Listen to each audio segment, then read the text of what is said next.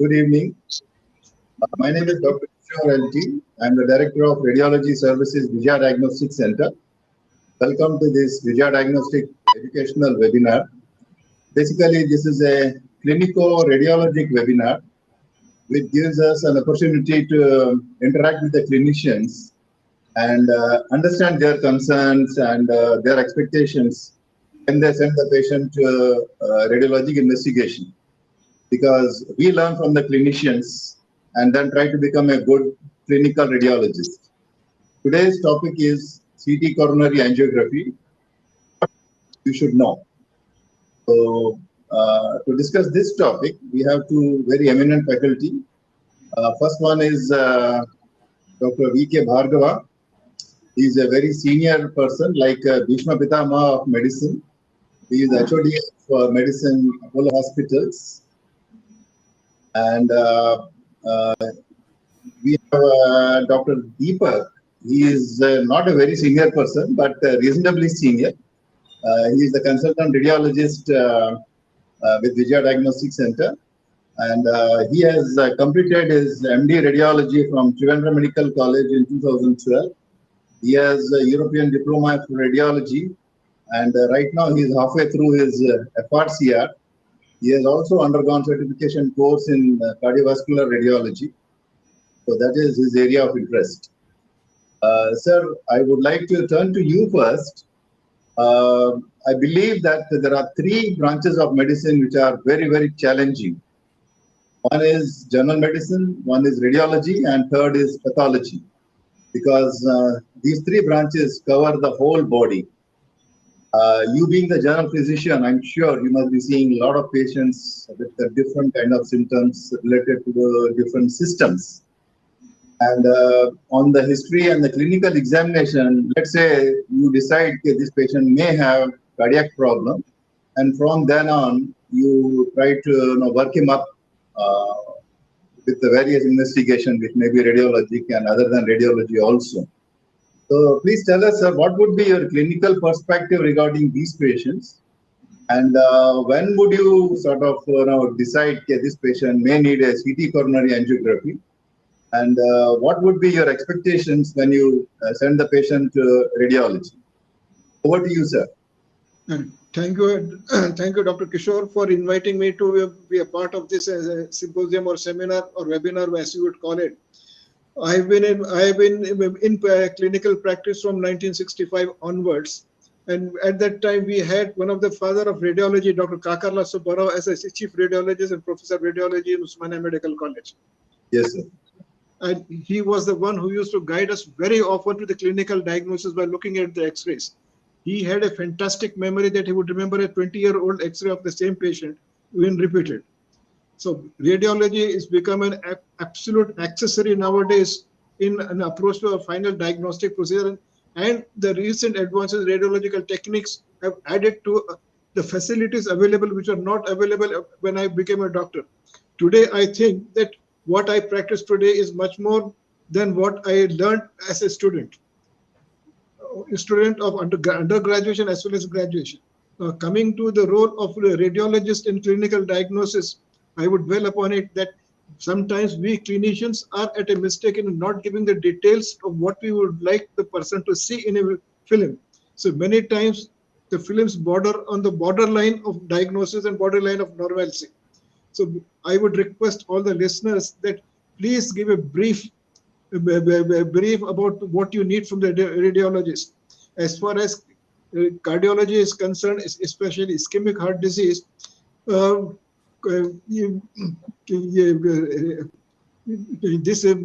this technique of using CT coronary angiogram to make a diagnosis of disease is only a step in the final approach to a patient.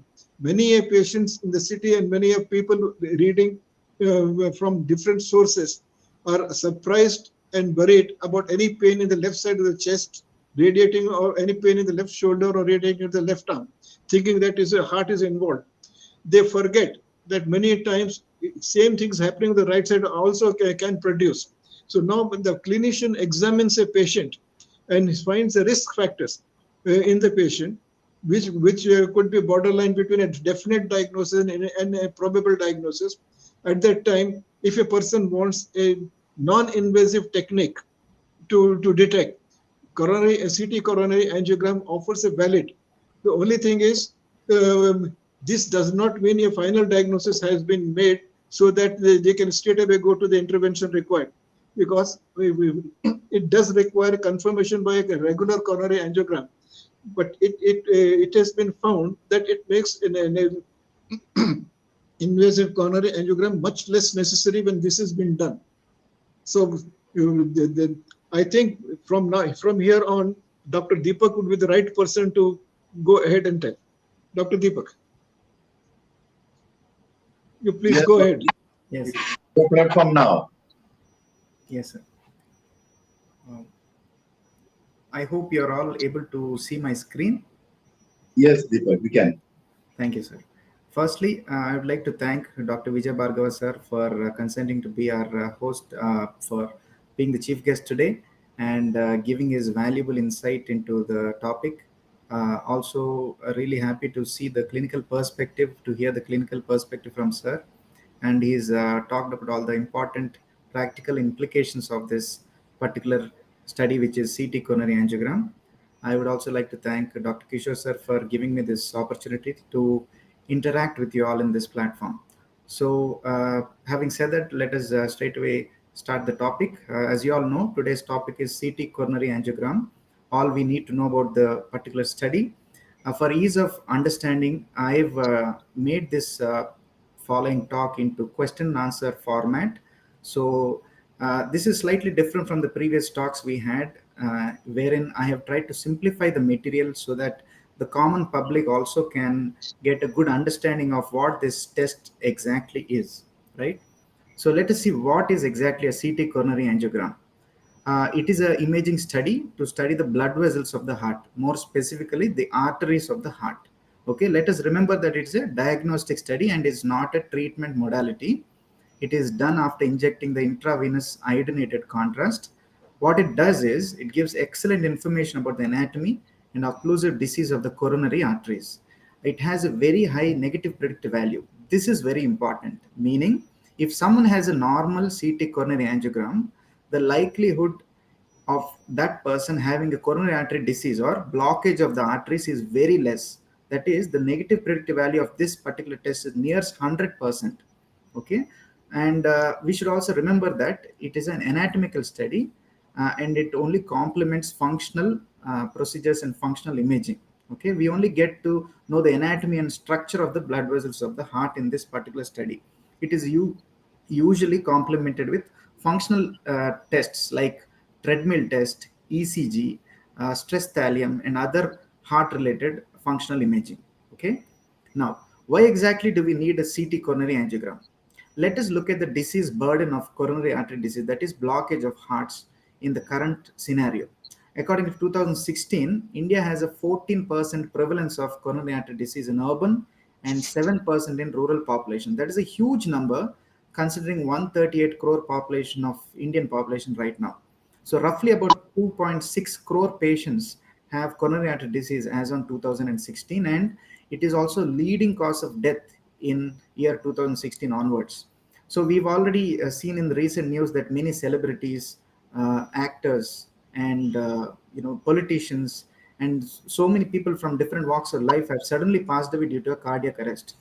And we have to remember that this particular disease can begin as early as second decade of life, and 50% of myocardial infarctions occur in people without a prior history of coronary artery disease, which is quite alarming. Okay, and this particular disease is more common with positive family history and in diabetic patients.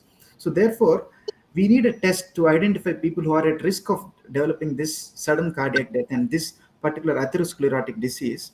And also we need a test to follow up known patients of coronary artery disease. So the usefulness of this particular imaging test cannot be overemphasized.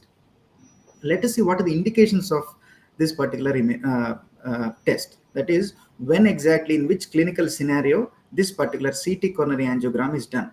The most common reason for this test is patient complaining of a chest pain. But let us remember that not all chest pains require this particular test. When the patient has experiences chest pain, naturally they will approach a doctor, a physician, they will assess them, and only then they will see if this patient really requires a CT coronary angiogram. There are certain assessment modalities like Framingham risk scoring, where a patient with a low or intermediate probability of coronary artery disease is definitely suitable and required for a CT coronary angiogram.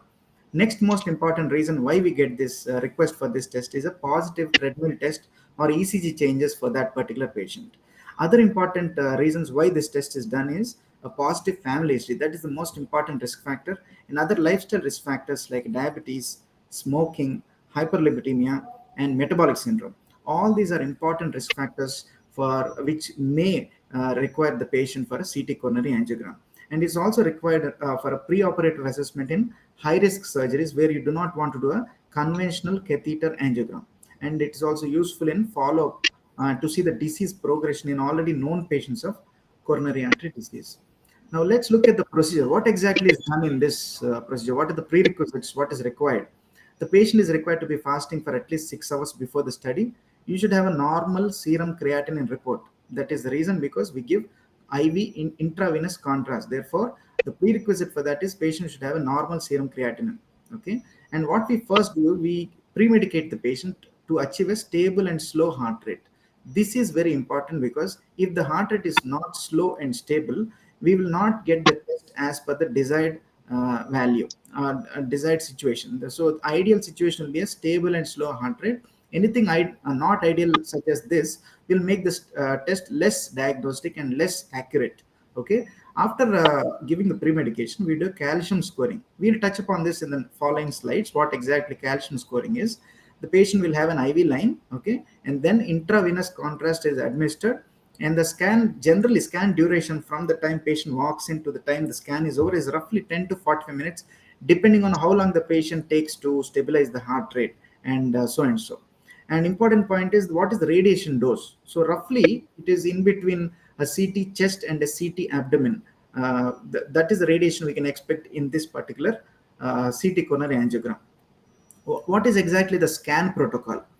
So prerequisite is that we need a good CT scanner machine, which is more than or equal to 64 slice CT scanner. Now Vijaya Diagnostic has a 128 CT scanner, and we have been doing CT coronary angiogram for several years now, and we have a set protocol for this. And I've shared what exactly the technical protocol we require for this particular test.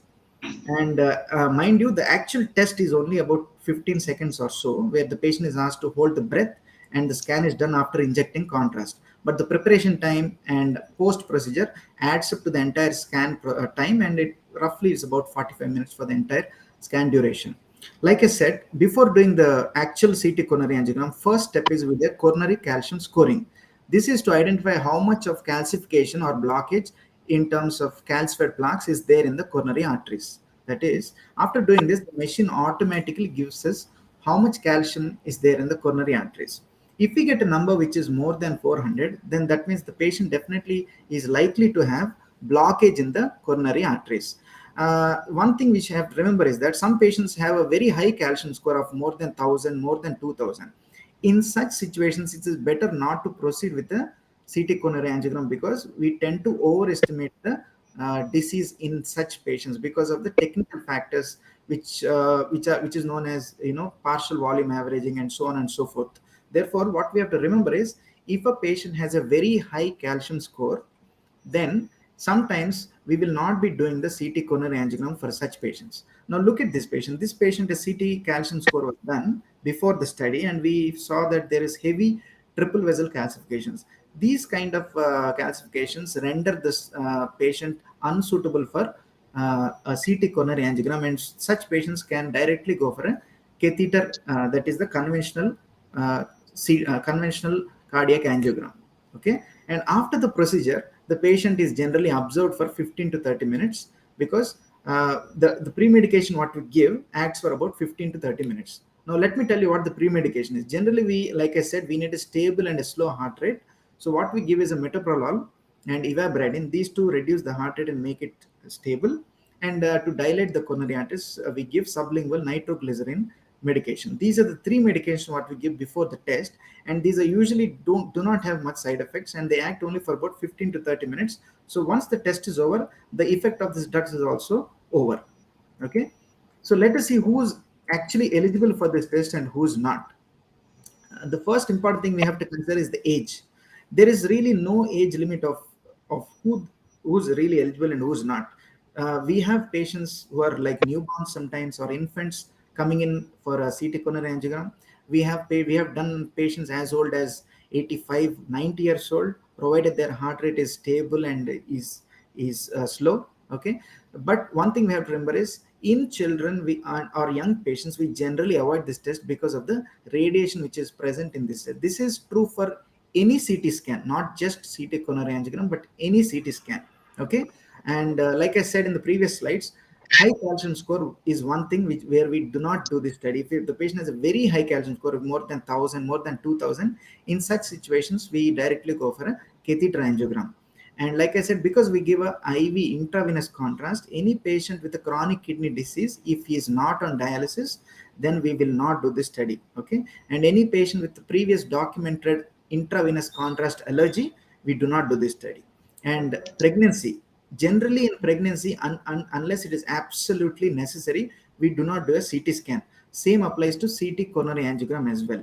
In pregnancy, we generally avoid this study because of the pregnancy radiation dose to the fetus. Okay, and other medical conditions like hemodynamic instability, that is in any emergency situation, or a decompensated heart failure where the ejection fraction is less or the heart rate is likely to be irregular, and in acute myocardial infarction, that is acute heart stroke. This kind of situations, we do not do this test because the patients will not be able to understand, or the patient cooperation will be difficult. Like I said, in this test you have to hold a breath for about 10 to 15 seconds. So patients who are acutely ill will not be able to do all this, and the ejection fraction will not permit us to do this study. Therefore, this kind of medical situations, we cannot do this study. Another important thing is arrhythmia. Arrhythmia is something which is irregular heartbeat. In this situation also, where the heartbeat is irregular, the scan will not be very accurate. Therefore, in patients with arrhythmia, we generally avoid doing this study. If the arrhythmia is temporarily stabilized, then definitely we can think of doing that. But generally, in such a situation, this test is avoided. And next question, usually what we get asked is, are there any side effects for this particular test? There are generally no side effects because, like I said, there are only 3 pre-medications what we give, and the effect of medication is generally short lasting. Therefore, the side effects from this test are generally very rare and do not happen. Okay, and coming to contrast allergy, this is also very, very rare because we use, and everyone uses, low osmolar non-ionic iodinated contrast, and with this the contrast allergy is generally very, very rare. And even if the mild allergy is there, it is generally mildly symptomatic, which can be very well treated right then and right there. And like I said, it can cause some osmolar burden on the kidneys because of the intravenous contrast we're giving. Therefore, contrast induced nephropathy is one of the very rare side effects of this particular test, or any CT scan where an IV contrast is given. Okay, so someone may ask, what are the alternatives for this catheter coronary angiogram? So like I for CT coronary angiogram, so like I said, catheter coronary angiogram is been there for many decades, and it is the gold standard. Only reason is because it is invasive, which involves introducing a catheter into the arteries. The paradigm is shifted from catheter angiogram to CT coronary angiogram in the past few decades because it is a less invasive procedure. So, what information can we expect in a CT coronary angiogram? Firstly, we can expect whether there is a coronary artery disease or not. That is, whether the heart vessels are blocked or not, we can get to know. Then we can, if it is there, we can know the severity of the disease, and then we can know the distribution, which all vessels are affected, and we can see if there are any anatomical variations, different anatomy in different patients. And finally, we'll get something called as a CADRAT score. In this pandemic, all of us would have heard something like a CORAD score for CT chest. Similarly, for CT coronary angiogram, there is a CADRAT score which tells us what is the severity of the disease. You can see there's score of 0, 1, 2, 3, 4A, 4B, and 5. More the score, more severe the blockage is there. So at the end of your report, one can expect a CADRATS category for in a CT coronary angiogram report. Now, I want to tell you the differences. between CT coronary angiogram and a conventional catheter cardiac angiogram. So let us see that CT coronary angiogram needs no admission. It is a short procedure. It is less invasive and generally gives the bird's eye view of the rest of the heart as well. So if there's any problems in the rest of the heart outside the blood vessels, we can also get to see it.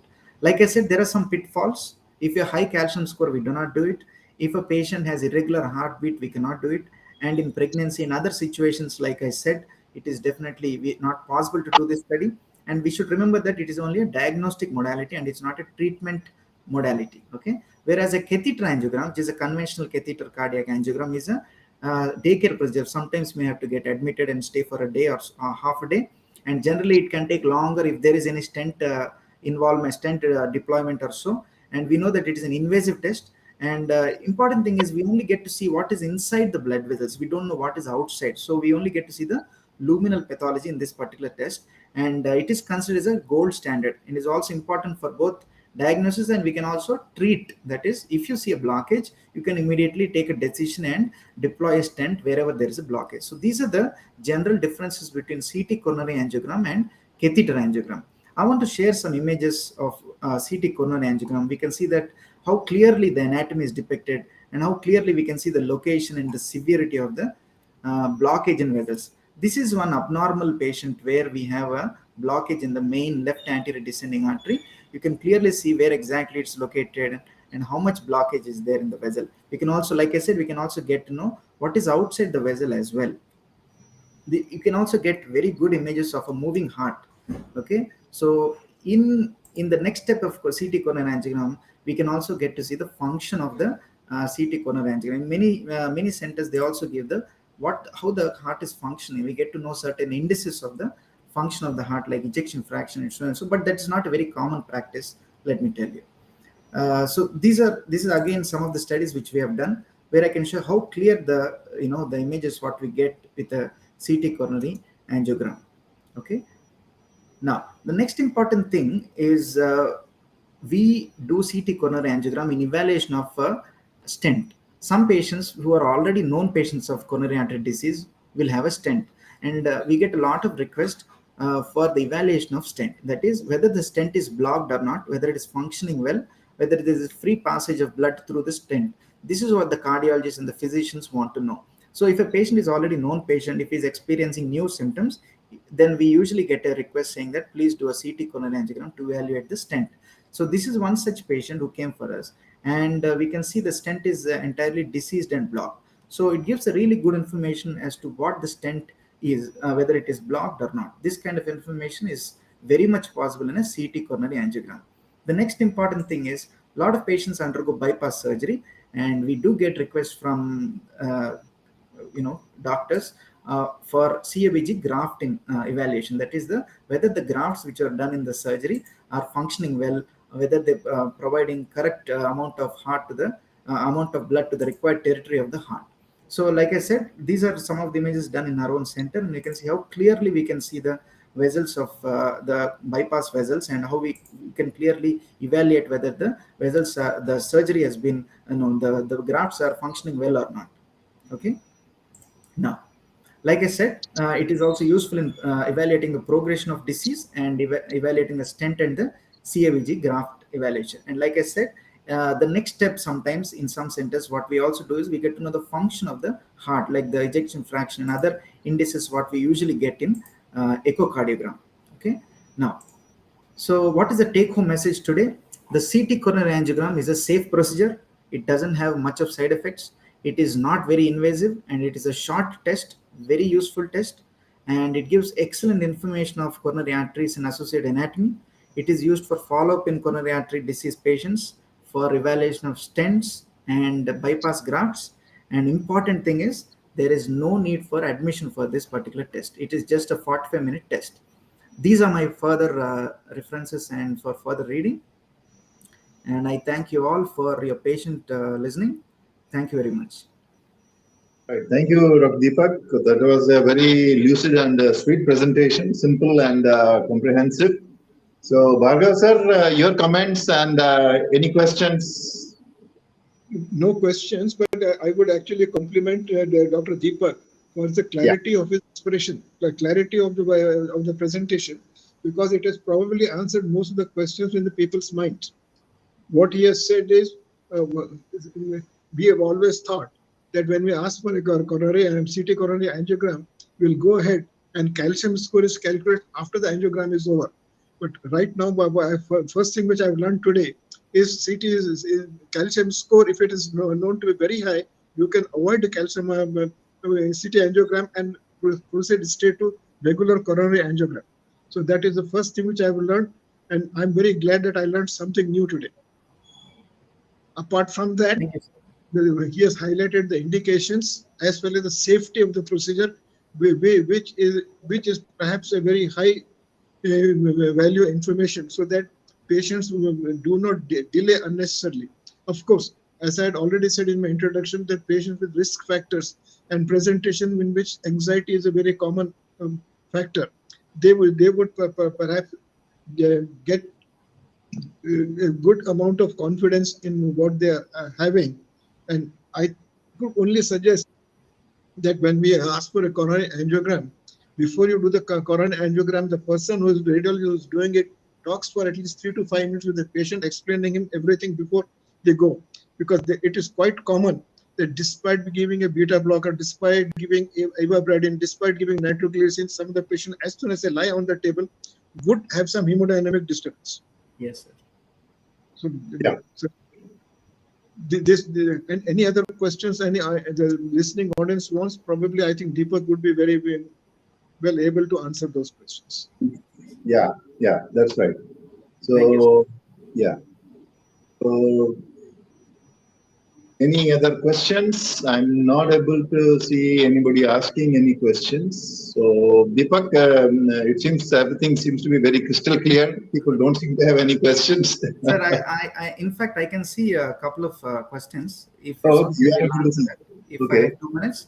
So Dr. Kedar has asked whether there seems to be a difference in opinion between cardiologist and a radiologist sometimes. Yes, that is very valid point. Yes, there can be a difference in opinion, because when we say there is a 50% block, the cardiologist may say 60%. Yes, this is definitely some disparity may be there. But what we have to remember is both modalities are different.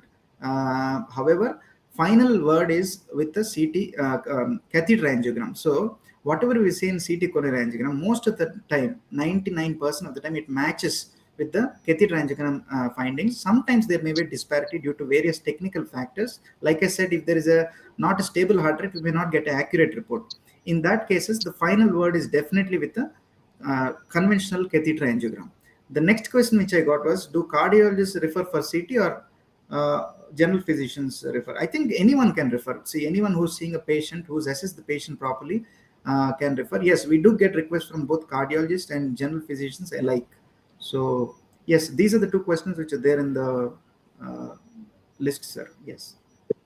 Deepak, actually, you already said that it has got a very high negative predictability value. Yes. So when the CT coronary angiogram is normal, or where there is a very minimal disease, I don't think there would be any confusion.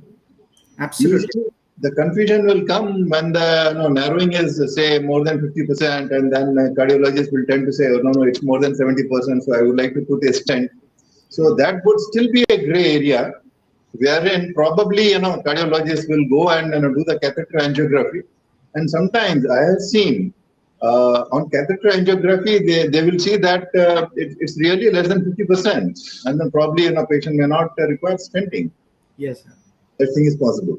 And I completely agree with what you said. And also what Dr. Bhargava sir said is, the importance of this test, CT coronary angiogram, is decreased. It has decreased the requirement for catheter angiogram significantly. So that is, like you rightly said, that is true, sir. Yes.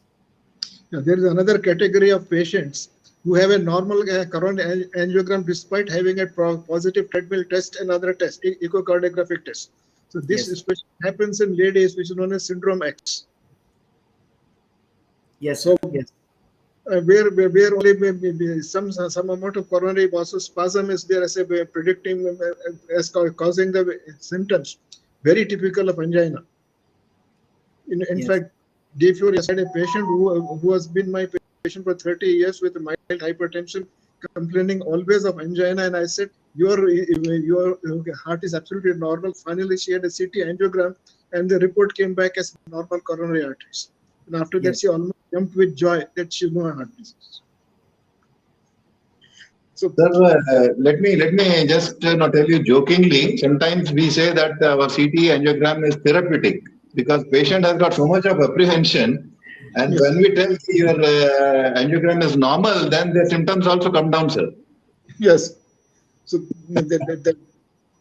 that happened 2 days back. So I have immediately reminded about my being present for this symposium. Right. Okay. So, Deepak, are you having any further questions? I'm not able to see those questions here, actually. Not at the moment, sir. I don't have, sir. All right. If there are no further questions, I would first of all thank Dr. V.K. Bhargava, sir. Sir, thank you very much. You spent so much of your valuable time and enlightened us with your clinical perspectives. And I sincerely apologize for the slight delay because of technical reasons. And I thank Dr. Deepak for making such a beautiful and lucid presentation. And I thank everybody else who has been attending this session. And I thank our technical team and the management for giving us this opportunity. Thank you very much. And now I think we'll close the session. Thanks, everybody. 1 minute, Kishore. My only regret is an excellent radiologist left our hospital and went somewhere else. Sir, but our human relations will continue and then we'll keep interacting like this, sir. Technology is making that possible, sir. Okay, okay. Thank you, sir. Thank you. Thank you, everyone.